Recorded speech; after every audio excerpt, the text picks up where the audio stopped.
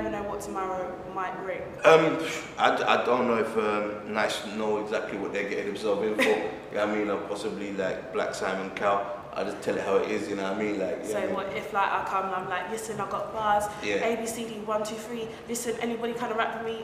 School education. So yeah, yeah. I'd give you constructive criticism, and I'd say that wasn't that good. So what type of qualities will you be looking for in the rappers? Originality. You know what I mean? Originality is key. Confidence. Without confidence, you mean you could have as much talent in the world, singing in your bath or singing on the toilet, it's not going to get you anywhere.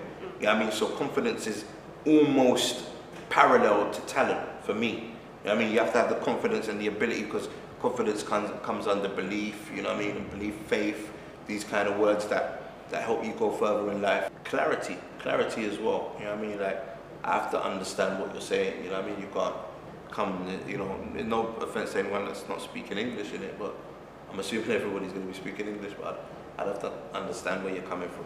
So those are the 3 things that you need to have? In terms of me judging it, like, I believe that there should be more programs like Knice, you know what I mean? More companies and more charities that are creating awareness of what's going on, because it's kind of like there was a season where every day on the news you hear about a stabbing, and it kind of, you know, the kids kind of woke up a little bit. They were more like, whoa, this is really going down all over the place.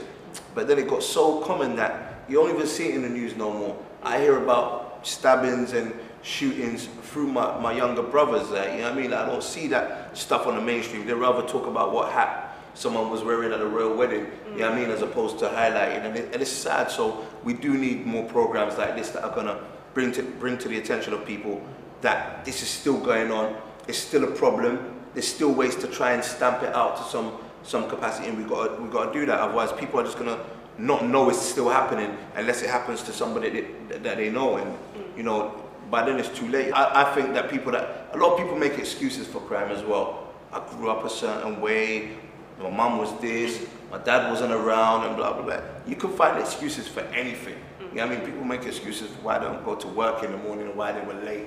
That's just human of them. But I think there's no excuse for doing wrong in life.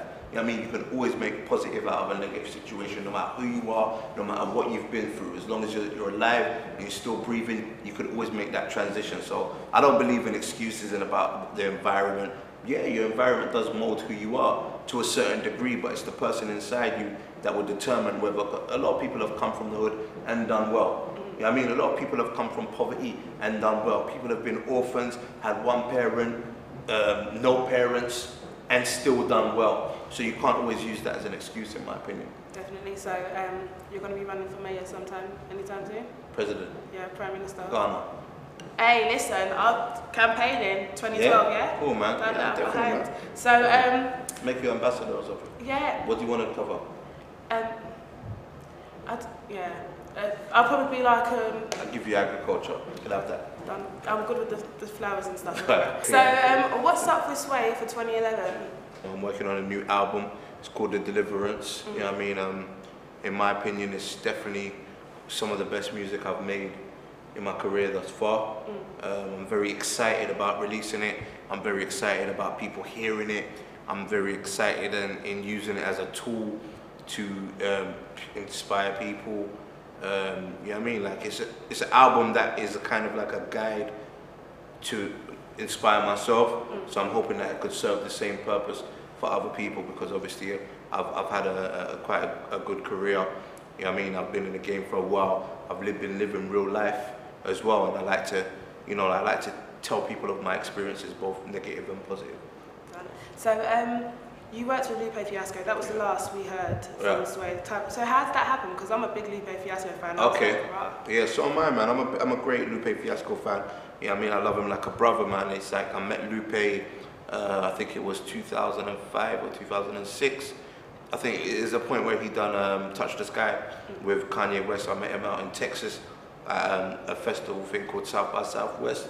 And you know, when we met, like, he was already a fan of my music. He had already got some of my mixtapes, and I already got some of his. So it was kind of like, it was a really bizarre situation where he was rapping me some of my lyrics, I was rapping him some of it, and he played me Food and Liquor while it was still on his laptop. You know what I mean? Like, yeah, I've got this album, blah, blah, blah. Jay-Z's endorsing me, blah, blah. It was a real exciting time for both of us. And, you know, since that, we have so much in common that since that period, you know, we've just remained friends. We did a track called We Love You, which never made it on into Food and Liquor due to copyright clearances and stuff like that. But that was a great song. And we always like kind of vowed that we were gonna do more music together, but obviously, you know, me being over here, him being over there, and we both had busy lives and kind of like, you know, been focusing on our careers. We kept in contact, and I remember hearing that he actually wasn't gonna have no rap features on Lasers, the next album. Yeah. So when I got the call for Lasers, he hit me up. He actually hit me over Twitter. He DM'd me, and he was like, Sway, what's your latest number? Because you change your numbers all the time. I was like, yeah, I mean, it's the same number it's been for 2 years, man. You can hit me up, man. So he called me and he was like, yo, I want you on Lasers. So I thought, I was under the impression that, yeah, he's changed his mind. Maybe he's gonna have a few rap features on there. Great, big deal. And then, you know, when the track listing came out for Lasers and I was the only rapper on there, I was like, whoa, that meant a real, as a fan of Lupe, as a friend of his as well, it was a great deal for me, because it's like, it goes to show that he really respects my music, you know, for a number of years. And someone at Lupe's level, yeah, I mean, you know you're doing something right if he really respects your lyricism. If someone compared you to Slick Rick, how would you? I like that comparison. The reason why I like that comparison is because he was probably the only rapper that, you know, has really been accepted in the American hip hop community. Mm-hmm. You know what I mean? And that's one of my aims and one of my targets. But I'd like to break America, but not just break America and go over there and do well, but be accepted by the rappers as one of them, as opposed to, oh, that's the kid from England doing okay. Slick Rick was accepted as, you know, you call him out, Dougie Fresh, LL Cool J, Slick Rick. It wasn't like this, and the guy from England. Yeah. You know what I mean? Like, so I've always wanted to play that role. So, you know, and plus I have that humorous side to me as well, which I definitely look up to Slick Rick as one of my inspirations. Yeah, totally. Thank you for having this interview with us. No problem. I've been your girl Mika. Sway.